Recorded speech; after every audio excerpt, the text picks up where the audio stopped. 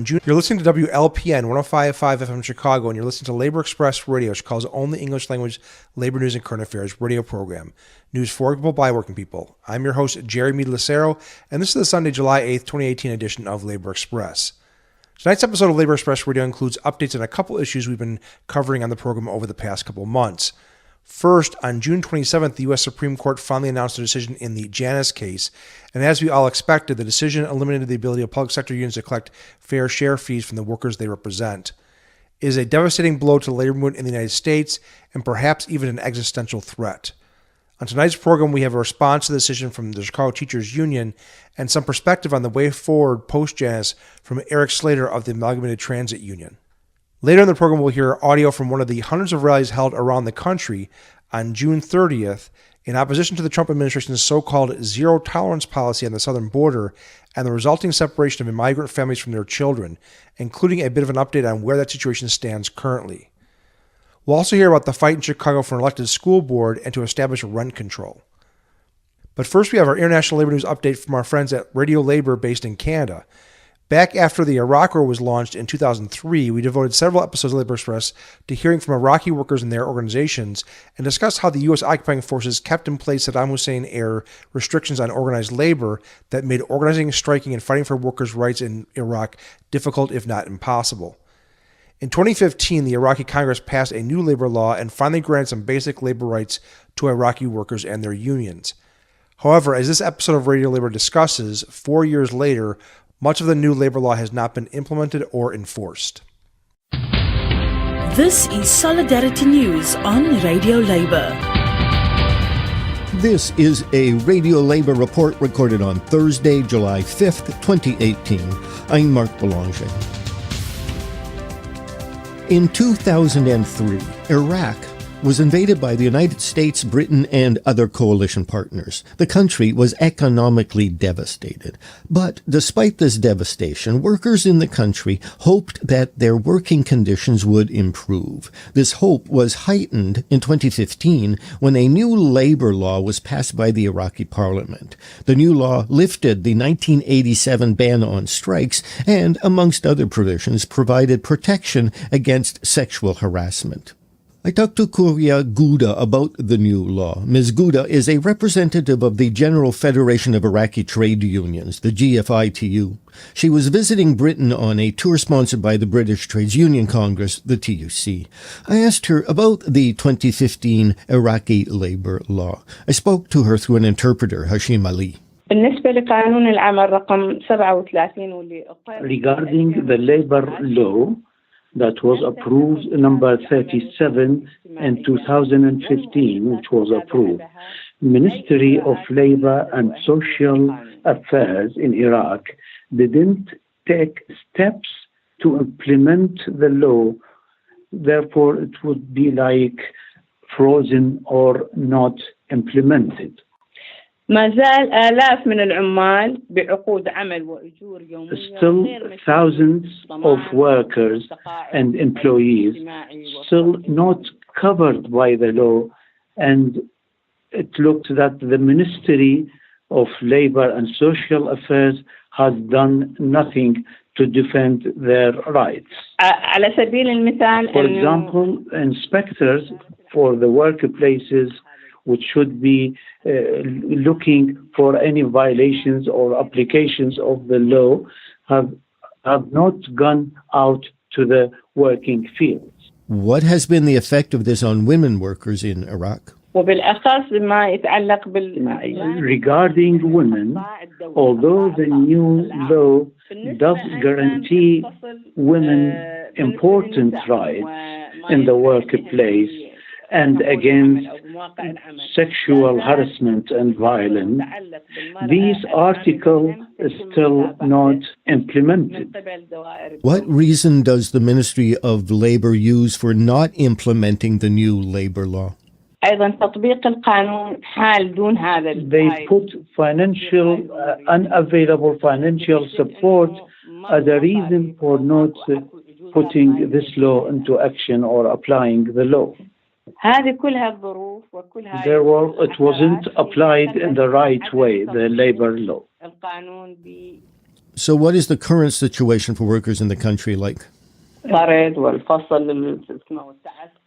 current situation is still difficult for workers in Iraq. They are still can be fired at any moment by their employers. And although the recognition of the ILO has helped and put some pressure on the government, but the difficulties are still there. There are thousands of workers and laborers in the public sector which are not fixed or permanent in their positions, and we struggle to make them permanent in their place. For example, workers are working on daily fares, daily wages in very important sector, which is the electricity sector. What can unions and their members around the world do to support the workers in Iraq? Solidarity and openness, also providing opportunities for Iraqi trade unions to look into the international trade union experience.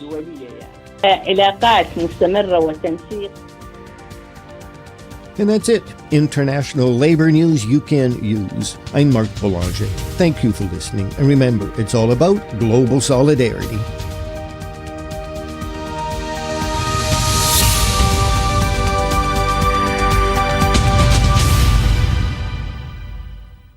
You're listening to Labor Express Radio News for working people by working people, and that was our weekly International Labor News update from Solidarity News, produced by Radio Labor in Canada.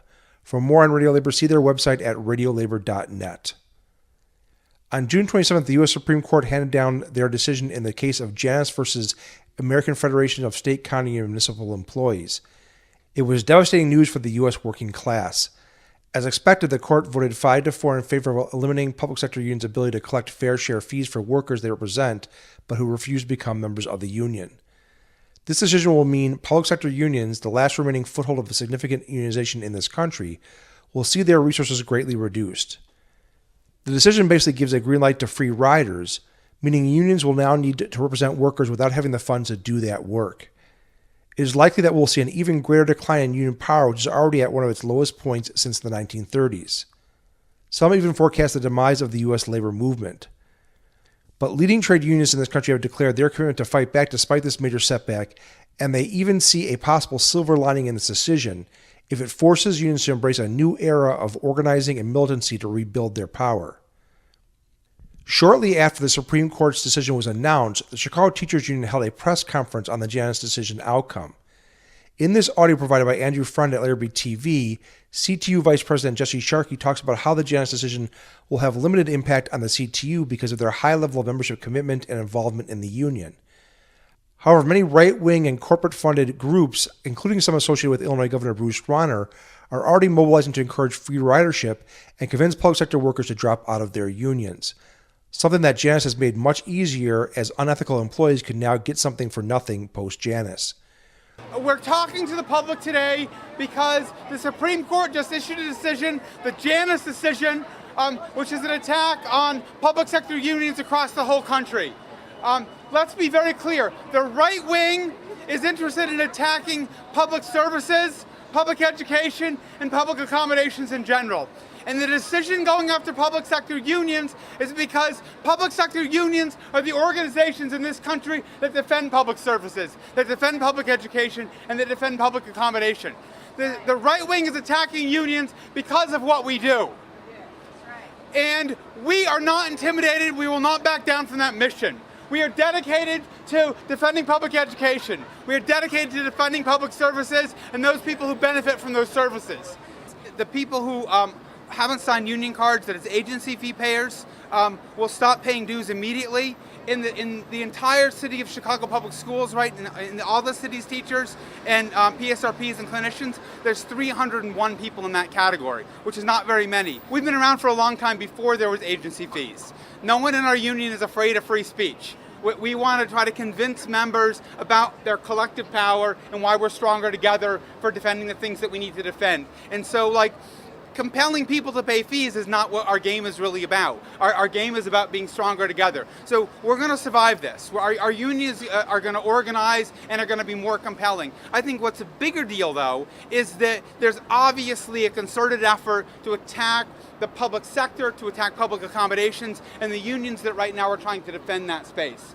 I mean, what I hear is that there's a number of right-wing organizations that have direct mail, websites, door-knocking campaigns ready to go. The governor, to his immense shame, the governor of this state, has spent 3 days in D.C. looking for the photo op on the front steps of the Supreme Court, and is funding an effort to go door to door to convince workers to drop out of their unions. Well, bring it on, Bruce Browder, because members are going to be dedicated to our project, dedicated to our unions, dedicated to the people who we serve and the services that we provide, and we're ready to take that fight on. And the Supreme Court is not going to interfere with our ability and our mission to do that. You're listening to Labor Express Radio, which calls the only English language labor news and current affairs radio program.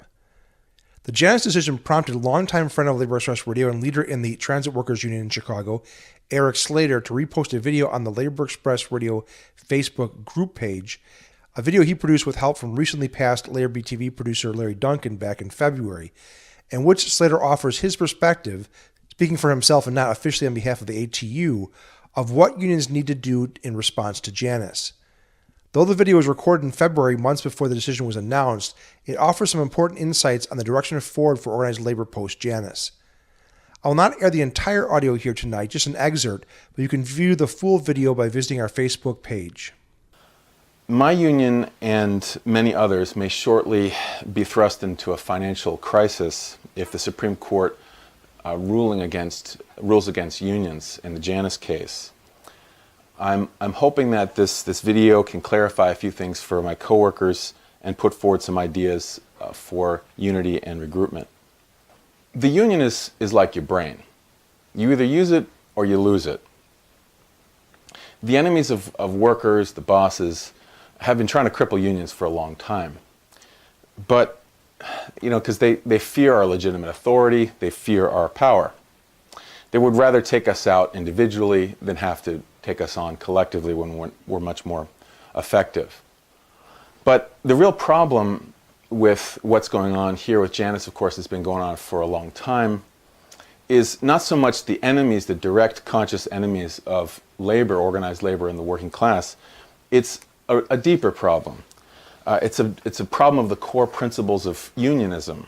So I think we've lost really what that is. So in my view, a union is a tool in which workers can use to act in our interests, separate and opposed from the bosses.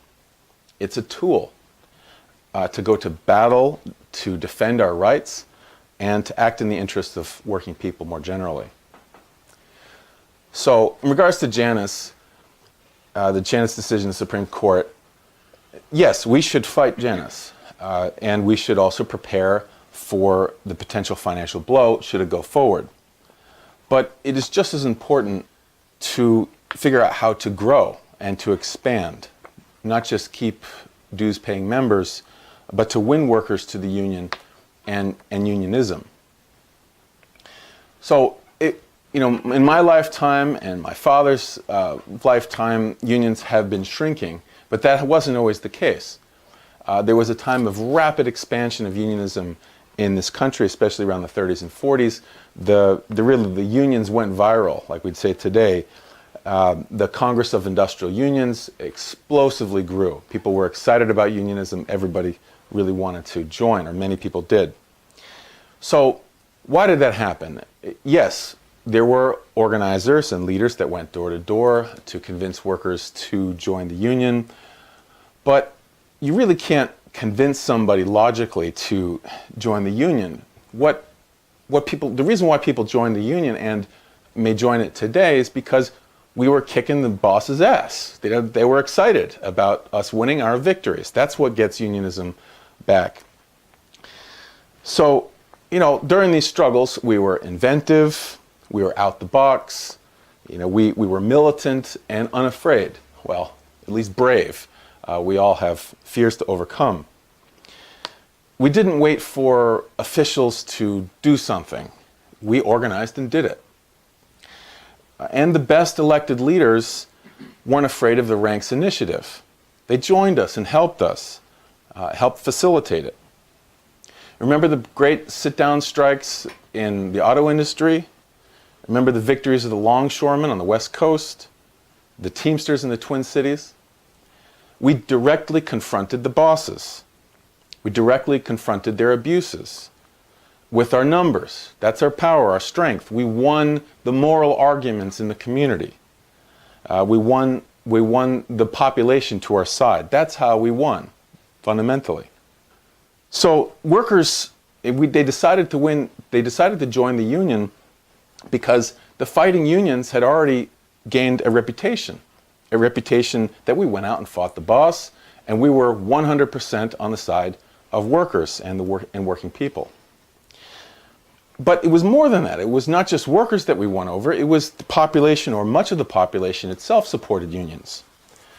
Because we made it clear we weren't just fighting for ourselves. We weren't just fighting to protect me and mine and the highest paid workers.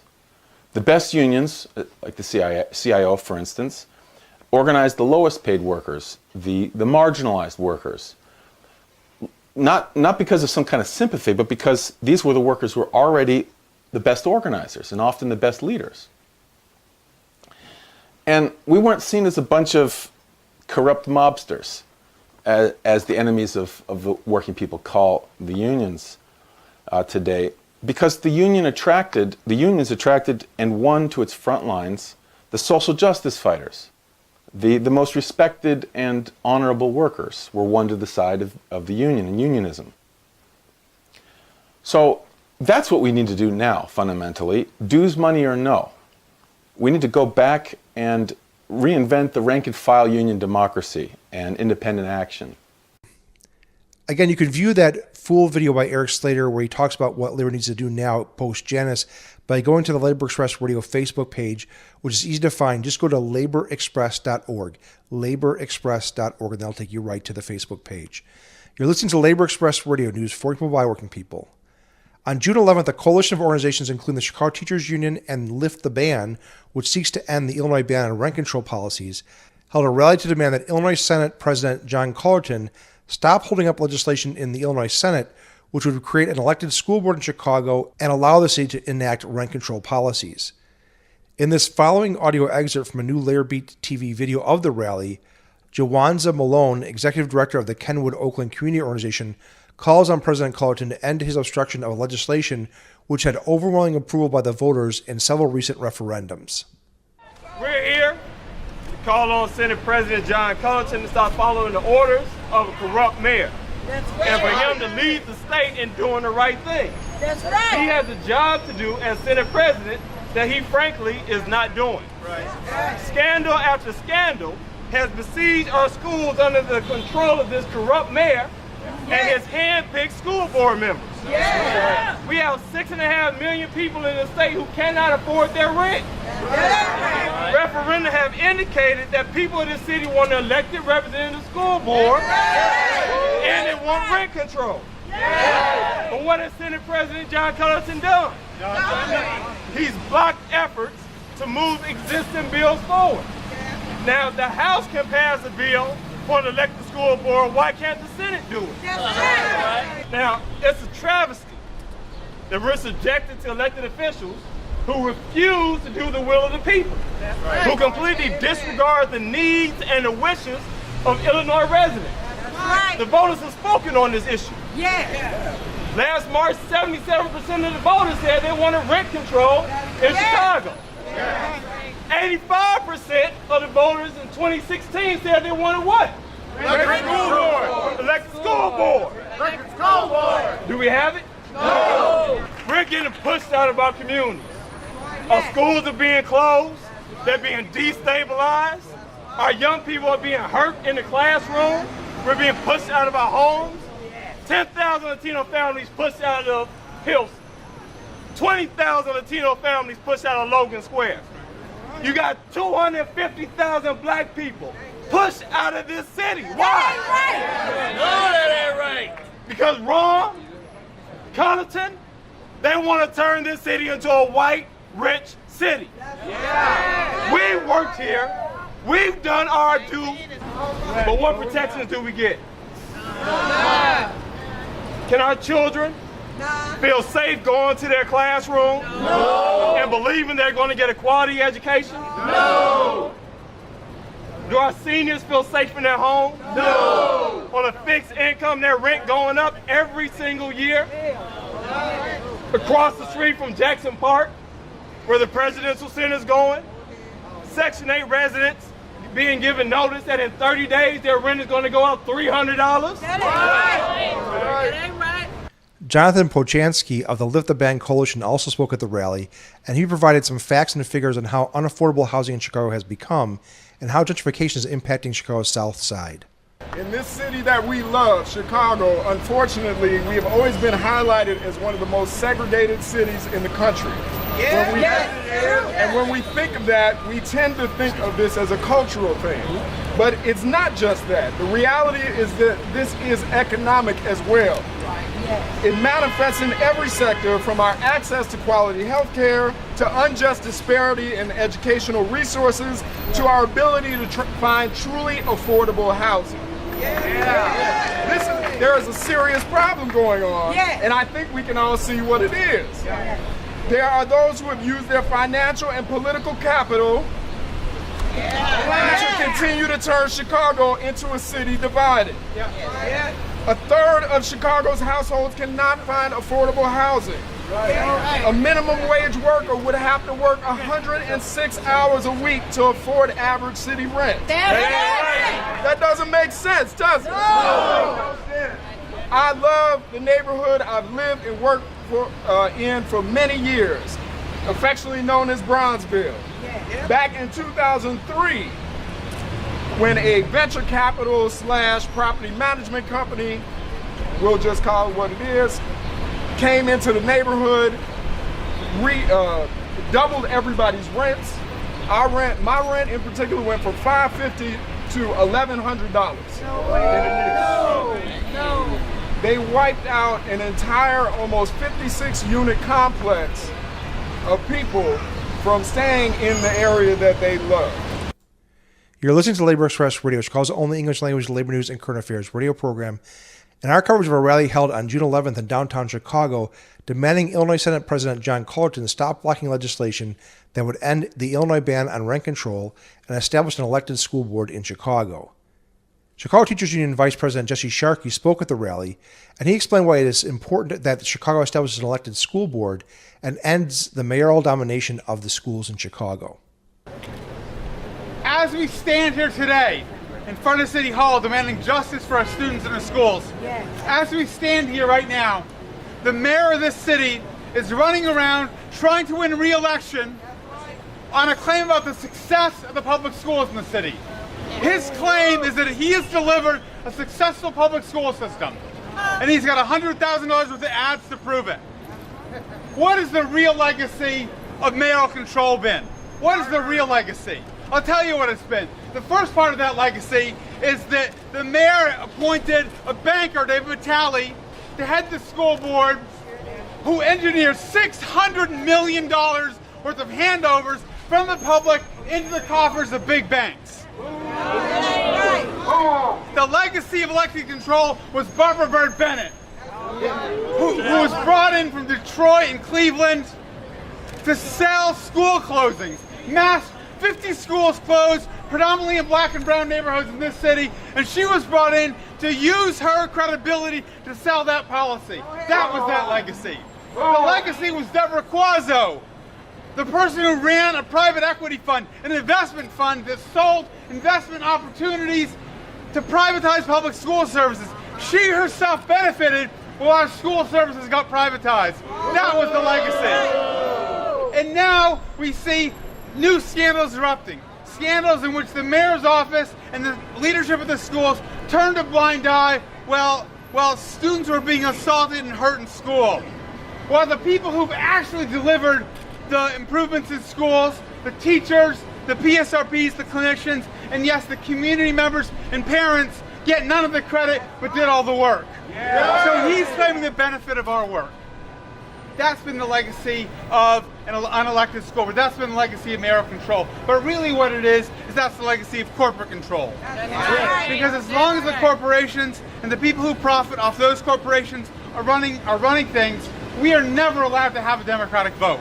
We cannot have a democratic voice because if the people get to decide ourselves, we won't allow a small group who don't even send their kids to our schools to make millions off our schools. We wouldn't allow for it. We would end it. We would vote them out. We'd use our voices. And that can't be allowed because ultimately corporate control is incompatible with democracy. Right. And that's not just at the mayor's level. That's at the state level. You heard Juwanza talk about Rauner. And that's at the federal level, where you see Trump, who lost an election, is now also in control and trying to use his control to stack a Supreme Court and to get rid of people's rights to have unions. And so we have to say that what people control would mean in our schools would be actually supporting our students and their families. It would actually be trying to let people have a way they can afford to live in the neighborhoods that make this city great. You know, I'm a teacher. I represent 20,000 people who work in the schools.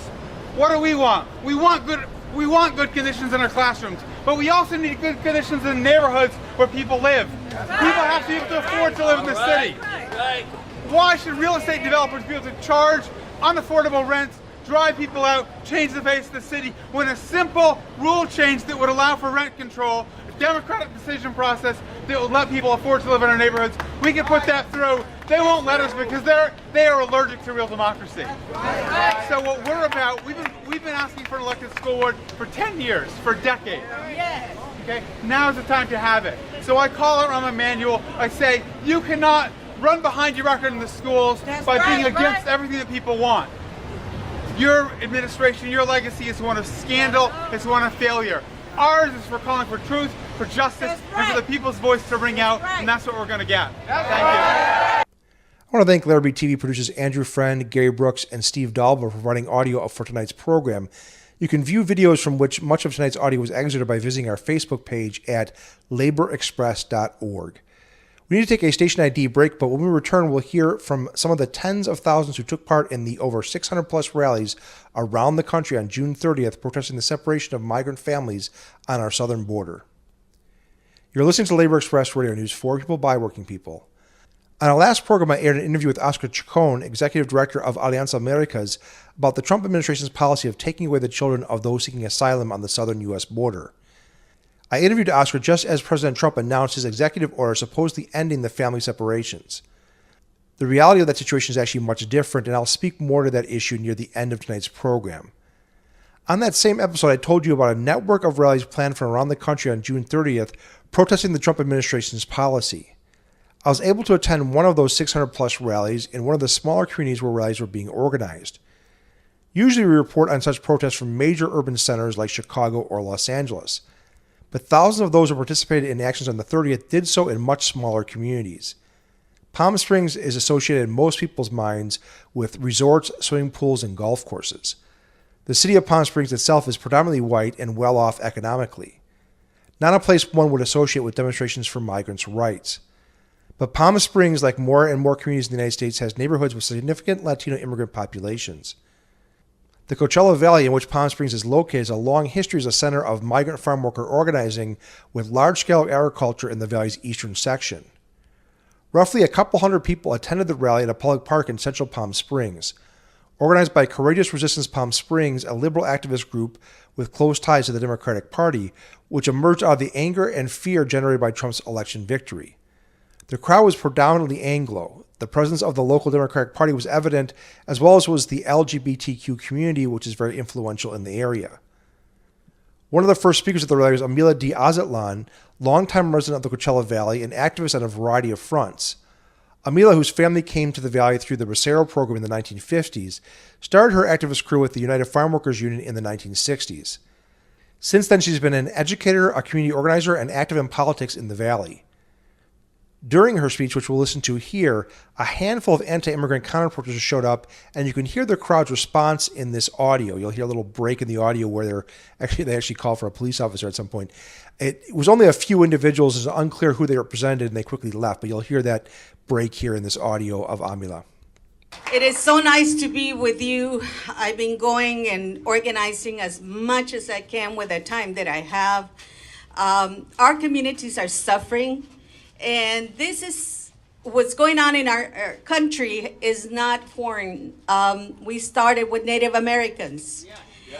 We continue with the slaves, taking the children away from them. We have seen the camps for all the people that were Japanese American. And then the President of the United States said that we as Latinos are criminals, rapists, and then he finished with animals. And then he put our children in cages. This is not what we need to do. We said once, never again. And this is happening in the United States of America. And we need to do something. Our communities are suffering. In the eastern Coachella Valley, you see people that are out there afraid. They're afraid of losing a father, a mother, a child. And we cannot stand for this. This is not what America was supposed to be.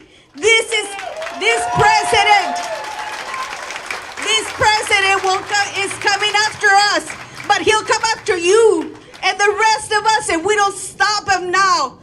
Our families belong together. We cannot support to see those kids in cages and separated from their moms. This is not what we're supposed to do. I thank you for being here. I thank you because our Latino communities need to hear from you and the rest of the United States.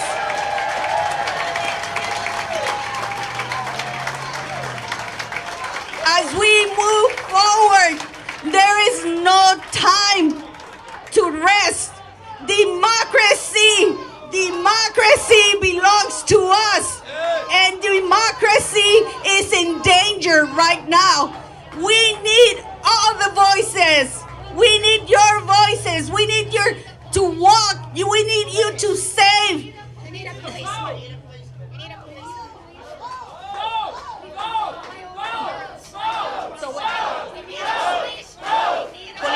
Could we have a policeman to the west end of the park? A policeman to the west end? So let's continue by saying, nuestro pueblo latinoamericano necesita saber que no los hemos abandonado, que millones de personas están apoyándolos, que nosotros no vamos a dejar de defender los derechos humanos. I ask you to please continue this fight. We cannot allow this to happen. We need to make sure that we are in this fight together. And in November, we need to walk to the voting booths, and we need to get this cancer out of our country. Thank you.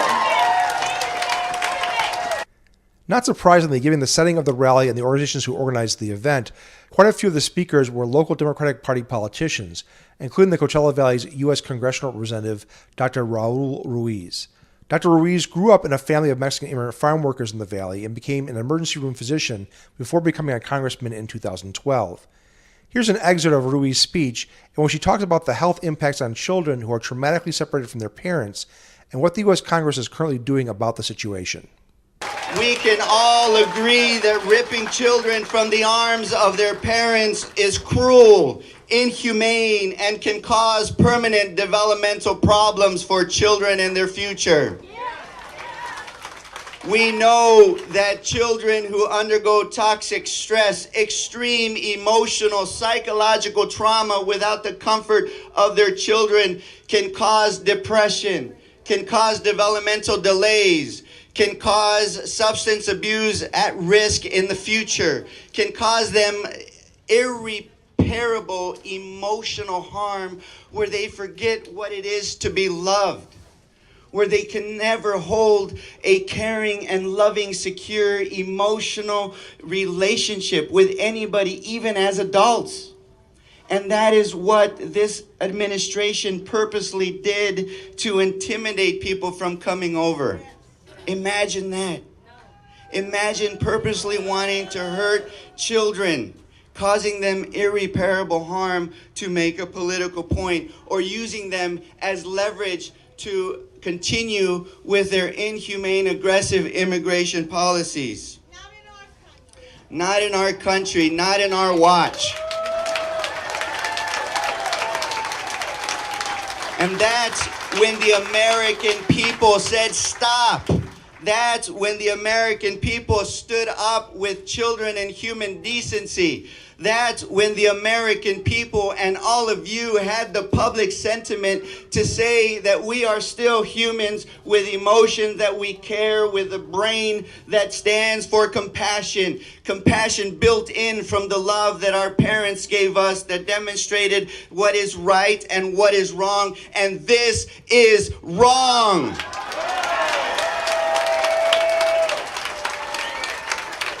There are things that we're doing in Congress with your support. We are supporting the Keep Families Together's Act. We are calling for investigations as to why there wasn't enough adequate record keeping that now puts these families in jeopardies of never being reunited.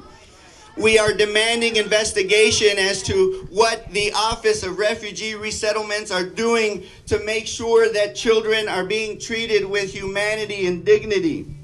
We also signed a resolution condemning this cruel and inhumane policy from Trump's administration.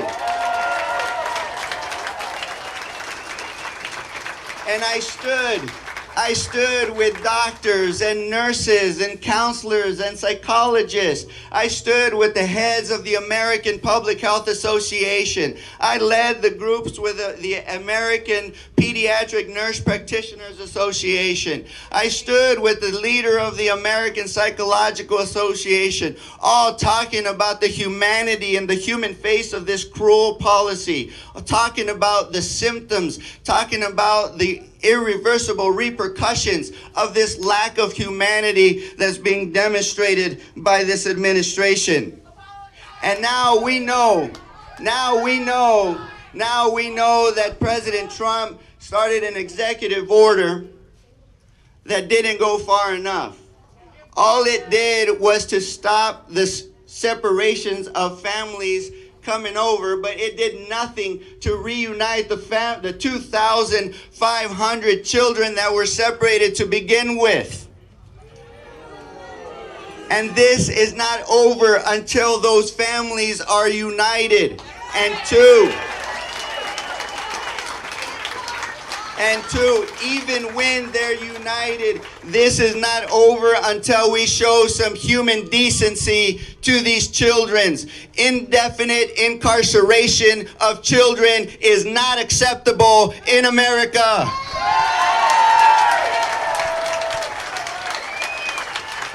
There are humane ways where we can hold people accountable and create a system of accountability that does not result in children behind bars or in cages. But you see, the fight is for all children. And we must remember that the core value of why we're here is that we understand and respect the dignity of all children. And that is why we all stood against this farm bill, which Republicans cut $17 billion in food assistance for our children, where here in the Coachella Valley, there's 1 out of 4 children with food insecurity. That's why we stand to protect Medicaid when children use the Medicaid program for their only source of health care access. That's why we stand and fight for full funding for Head Start programs so that every child, no matter where you're from, get a fair shot at the American dream. And that is why we've been working hard collectively here locally to bring pediatric specialists from Loma Linda so that our children can have access to health care in our valley. We need to support the nonprofits that are working hard to reunite these families, like Kids in Need of Defense, like the National Immigration Law Center, like ACLU. We need to not agonize, and we need to start to organize. We need to turn our outrage into electoral power. We need to make sure that these signs aren't short-term lived, and make sure that your votes are long-term. Because there are consequences for not voting, and these are the consequences for not voting. You're listening to Labor Express Radio, Chicago's only English language labor news and current affairs radio program, and our coverage of a rally held in Palm Springs, California, to protest the separation of migrant families at the southern border. It was one of some 600 plus rallies held on June 30th around the country. Another speaker at the rally was Karen Borja of Planned Parenthood. Only days before the rally, developments at the Supreme Court had called into question the future of women's health and reproductive rights. We at Planned Parenthood are proud to see patients regardless of their immigration status. We see firsthand how harsh these immigration policies are affecting families' access to health care every day across this country. Planned Parenthood will not stand silently and has not stood silently while DACA gets rescinded, while TPS gets taken away from families, while parents are separated at the border from their whole families, including their children. Since day one, the Trump administration has also pushed policies after policies to take away access to affordable health care. Paired with their continuous attacks against immigrants, against Planned Parenthood, against access to health care, it is no surprise that immigrant women are at the crosshairs and are at the bottom of every single negative policy that has come out since January of 2017. The Trump-Pence administration has launched its worst attack yet against reproductive health care by introducing the gag rule. The gag rule would cut Title X, which is the nation's program for affordable birth control and reproductive health care. Title X ensures that every single person, no matter their gender, no matter their immigration status, no matter their age, can have access to reproductive health care. If you would like to support Planned Parenthood, stand with Planned Parenthood, be against the gag rule, be for immigrant women and their children. I have volunteers throughout with pink shirts, black shirts. They're holding up their clipboards right now, asking for your petition, for your signature. And we're not only asking for you to support us, we're asking for you to get involved with us. We're asking for you to come march with us. We're asking for you to post about us. We're asking for you to seek out our organization. We're asking for you to stand behind Planned Parenthood, not just today, but every day. We have spots for you to sign up to be a volunteer.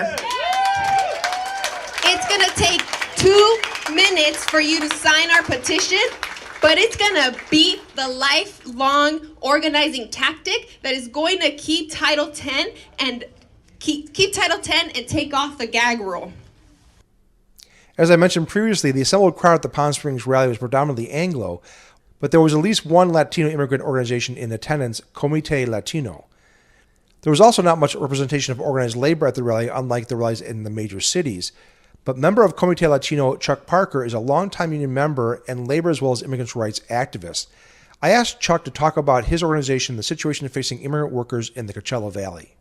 Our group started in 2007 when they had a huge march, like 250,000 people in Los Angeles, against a proposal at that time to deny any kind of benefits to immigrant people.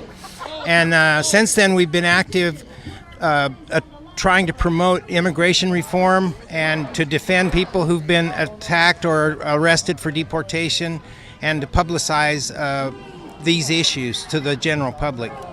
So we're at a rally here in Palm Springs today in response to the separation of families that's going on the border. You know, I think most people that probably don't know the Coachella Valley well and think about Palm Springs, they think about a kind of probably a well-to-do community, primarily white community and so on. Maybe not the place that they think of as being on the front lines of the fight over immigration. But of course, the Coachella Valley includes places like Indio, places around the farms and fields and so on, that actually includes a lot of Latino immigrant people, right? Right. The Coachella Valley, historically, in terms of the labor movement, was one of the birthplaces of the United Farm Workers Union. In the 70s, there were huge strikes. 5,000 and 10,000 farm workers at a time were on strike here, both Filipino and Mexican farm workers.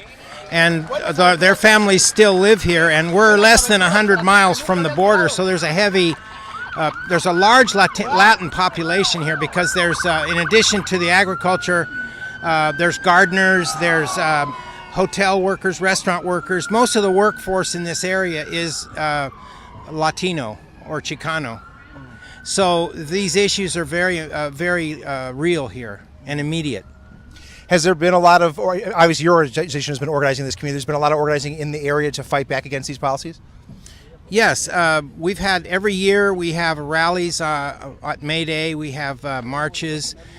So there's been a lot of work here, and I think it's partly due to the work here and in other communities that California has declared itself a sanctuary state, and California does have, they allow immigrants without documents to get driver's licenses. It's a much safer place to live for an immigrant than Arizona, say, much more immigrant friendly. Right. As a whole, California has definitely been, more programmed than other places. How has the Coachella Valley in particular politically been in regards to immigrant issues? Well, it's improved because historically it was a strong Republican place. But back in '86, when Reagan allowed a lot of immigrants to get amnesty and become permanent residents, then their children are citizens, of course, because they're born here and they're now registered to vote, so that for the first time in 2012, we elected from this area a Latino congressman, Dr. Ruiz. And his parents worked in the agriculture industry, and he grew up here, and then he went away to college and became a doctor. But so there, and we have our assemblyman from here is from Coachella, Eduardo Garcia, our Riverside County supervisor. Most of our representatives locally are Latinos. If you go to the schools, my grandchildren go to the school here, and most of the schools are 75 to 90% Latino. So that the demographics have changed here a lot in the last 30 years. That's an interesting thing to point out, because I think part of what we're seeing right now at the national level with this kind of reactionary politics is a response to that, right? They're seeing the democratic shift in the country, and this is an attempt in some ways to push back against that. Right. Well, there's been the election of Trump caused a real upsurge in activity here. This group, Courageous Resistance, started after he was elected, and most of these people that are here at this rally were not active before that happened. So that's changed. Yeah. So you feel this administration has really spurred on actually some real grassroots activism? Oh, definitely has around here, and I think in other places as well. So. You mentioned the fact that the labor movement, particularly the farm worker movement, really had a base here in the Coachella Valley in the past. How is the labor movement these days in the Coachella Valley? Do you see it growing, weakening? I mean, around the country, unfortunately, it's been kind of knocked back on its heels with this Janus decision recently by the Supreme Court, and of course, it's been in decline for decades now. How do you see it here in the Coachella Valley? It's the same thing here. It's especially been bad. The United Farm Workers, which began here and had some of its first contracts here, now has no contracts at all, and there's no organizing presence at all on the part of the union or anybody else among the farm workers. And the farm laborers here are, suffering. Many of them live in their cars. It's just as bad or worse than it was before all of that movement, all of that organizing went on. So there's been a big setback, really. So there's a desperate need here for reorganizing the workers in the valley as well as across much of the country. Yes, definitely. Yes, we definitely need. I was myself, my wife and I moved here in the 80s because she had rheumatoid arthritis, but I was a coal miner. I was a member of the United Mine Workers. That industry went down. I later worked for the Postal Service, and I was a member of the unions there. And I was fortunate to have a union there. But for most workers here, it's a struggle because they don't have that luxury, if you can call it that. It's not really a luxury, it's a necessity, but these days it seems like a luxury. But I was hearing on the radio yesterday that some people are thinking that this decision limiting, allowing members of public service unions not to pay dues will cause the unions themselves to become more proactive to become more service-oriented and actually win over their members to become active, and it might actually have a better effect than the people who passed the bill thought they were doing.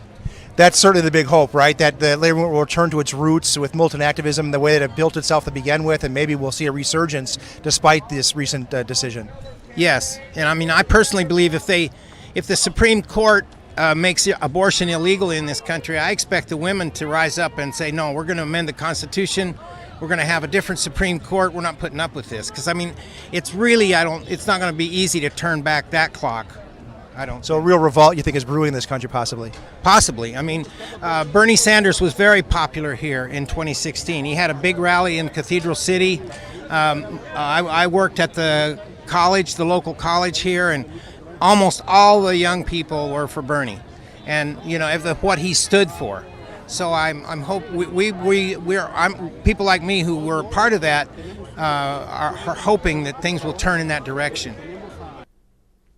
It needs to be made clear that despite Trump's June 20th executive order in which the president claimed he was ending his own policy of separating migrant families at the border, as of the time we were recording this program, there's still roughly 3,000 children remaining separated from their migrant parents. The administration also appears to be using the children as hostages, requiring their parents to give up their right to pursue an asylum claim and self-deport if they want to see their children again. For those families who are reunited but not automatically deported, whole families are now ending up in long-term detention, often in tent camps located in the blazing hot deserts along the southern border, or literally in cages and warehouse facilities turned into detention camps. The administration is currently trying to force the United States District Court for the Central District of California to overturn its own Flores consent decree, which should bar the administration from keeping children in detention for more than 21 days. Short of convincing the court to do so, the administration appears to be willing to violate the law and continue their punitive measures against migrant families, holding them as long as they wish. So the crisis created by the administration's crackdown on migrants at the border and the separation and detention of families and children is far from over. We'll try to continue to bring you updates on developments on future episodes. Well, that's all for tonight's program. Labor Express is a nonprofit 501c3 member of IBW Local 1220. The views expressed and other expressed are those of its producers and of the IBW. Labor Express is a production of the Committee for Labor Access in Chicago, the world capital of the labor movement. The song our theme is called Worker Songs, written by Ed Pickford and recorded by the Dropkick Murphys. Tune in next Sunday at 8 p.m. for another edition of Labor Express.